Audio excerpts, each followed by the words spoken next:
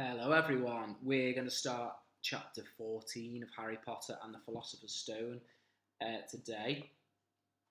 We are well on our way, so we've read all of this and we've only got these pages left. And chapter 13 is called Nicholas Flamel. So Harry, Ron and Hermione have been trying to work out who Nicholas Flamel is for quite a while, haven't they? It sounds like we might be about to find out. So this is chapter 13. Dumbledore had convinced Harry not to go looking for the Mirror of Erised again, and for the rest of the Christmas holidays the invisibility cloak stayed folded at the bottom of his trunk. Harry wished he could forget what he'd seen in the mirror as easily, but he couldn't. He started having nightmares. Over and over again, he dreamed about his parents disappearing in a flash of green light, while a high voice cackled with laughter. You see, Dumbledore was right, that the mirror could drive you mad, said Ron when Harry told him about these dreams. Hermione, who came back the day before term started, took a different view of things. She was torn between horror at the idea of Harry being out of bed, roaming the school 3 nights in a row. If Filch had caught you, and disappointment that he hadn't at least found out who Nicholas Flamel was. They had almost given up of ever finding Flamel in a library book, even though Harry was still sure he'd read the name somewhere. Once term started, they were back to skimming through books for 10 minutes during their breaks. Harry had even less time than the other two because Quidditch practice had started again. Wood was working the team harder than ever. Even the endless rain that had replaced the snow couldn't dampen his spirits. The Weasleys complained that Wood was becoming a fanatic, but Harry was on Wood's side. If they won their next match against Hufflepuff, they would overtake Slytherin in the House Championship for the first time in 7 years. Quite apart from wanting to win, Harry found that he had fewer nightmares when he was tired out after training. Then, one particularly wet and muddy practice session, Wood gave the team a bit of bad news. He just got very angry with the Weasleys, who kept dive-bombing each other and pretending to fall off their brooms. Will you stop messing around? He yelled. That's exactly the sort of thing that'll lose us the match. Snape's refereeing this time, and he'll be looking for any excuse to knock points off Gryffindor. George Weasley really did fall off his broom at these words. Snape's refereeing?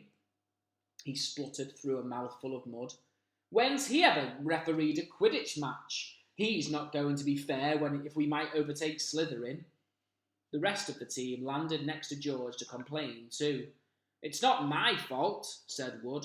We've just got to make sure we play a clean game so Snape hasn't got an excuse to pick on us. Which was all very well, thought Harry, but he had found another reason for not wanting Snape near him while he was playing Quidditch. The rest of the team hung back to talk to each other as usual at the end of practice, but Harry headed straight back to the Gryffindor common room, where he found Ron and Hermione playing chess. Chess was the only thing Hermione ever lost at, something Harry and Ron thought was very good for her. Don't talk to me for a moment, said Ron, when Harry sat down next to him. I need to He caught a sight of Harry's face. What's the matter with you? You look terrible. Speaking quietly so that no one else would hear, Harry told the other two about Snape's sudden, sinister desire to be a Quidditch referee. Don't play, said Hermione at once. Say you're ill, said Ron. Pretend to break your leg, Hermione suggested. Really break your leg, said Ron. I can't, said Harry. There isn't a reserve seeker. If I back out, Gryffindor can't play at all. At that moment, Neville Longbottom toppled into the common room. How he had managed to climb through the portrait hole was anyone's guess, because his legs had been stuck together with what they once recognised as the leg locker curse. He must have had to bunny hop all the way up Gryffindor Tower. Everyone fell about laughing, except Hermione, who leapt up and performed the counter curse at once. Neville's legs sprang apart and he got to his feet, trembling. What happened, Neville? Hermione asked him, leading him over to sit with Harry and Ron. Malfoy, said Neville shakily. I met him outside the library. He said they'd been looking for someone to practice on. Go to Professor McGonagall, Hermione urged Neville. Report him. Neville shook his head. I don't want more trouble, he mumbled. You've got to stand up to him, Neville, said Ron. He's used to walking all over people. That's no reason to lie down in front of him and make it easier. There's no need to tell me I'm not brave enough to be in Gryffindor. Malfoy's already done that, Neville choked. Harry felt in the pocket of his robes and pulled out a chocolate frog, the very last one from the box Hermione had given him for Christmas. He gave it to Neville, who looked as though he might cry. You're worth 12 of Malfoy, Harry said. That sorting hat chose you for Gryffindor, didn't it? And where's Malfoy? In stinking Slytherin. Neville's lips twitched in a weak smile as he unwrapped the frog. Thanks, Harry. I think I'll go to bed. Do you want the card? You collect them, don't you? As Neville walked away, Harry looked at the famous wizard card. Dumbledore again, he said. He was the first one I ever... Oh! He gasped. He stared at the back of the card. Then he looked up at Ron and Hermione. I found him, he whispered. I found Flamel. I told you I'd read the name somewhere before. I read it on the train coming here. Listen to this. Professor Dumbledore is particularly famous for his defeat of the Dark Wizard Grindelwald in 1945, for the discovery of the 12 uses of dragon's blood, and his work on alchemy with his partner, Nicholas Flamel. Hermione jumped to her feet. She hadn't looked so excited since they got back their marks back for the first piece of homework. Stay there, she said, and she sprinted up the stairs to the girls' dormitories. Harry and Ron barely had time to exchange mystified looks before she was dashing back, an enormous old book in her arms. I never thought to look in here, she whispered excitedly. I got this out of the library weeks ago for a bit of light reading. Light? Said Ron, but Hermione told him to be quiet until she'd looked something up, and started flicking frantically through the pages, muttering to herself.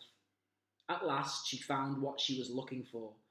I knew it! I knew it! Are we allowed to speak yet? Said Ron grumpily. Hermione ignored him. Nicholas Flamel, she whispered dramatically, is the only known maker of the Philosopher's Stone. That didn't have quite the effect she expected. The what? Said Harry and Ron. Oh, honestly, don't you two read? Look, read that there. She pushed the book towards them, and Harry and Ron read. The ancient study of alchemy is concerned with the making the Philosopher's Stone, a legendary substance with astonishing powers. The stone will transform any metal into pure gold. It also produces the elixir of life, which will make the drinker immortal. There have been many reports of the Philosopher's Stone over the centuries, but the stone currently in existence belongs to Mr. Nicholas Flamel, the noted alchemist and opera lover. Mr. Flamel, who celebrated his 665th birthday last year, enjoys a quiet life in Devon with his wife, Perennial, 658. And we'll stop there for today. So we know who Nicholas Flamel is, and we know a little bit about the Philosopher's Stone. I'll see you tomorrow for a little bit more. See you later. Bye-bye.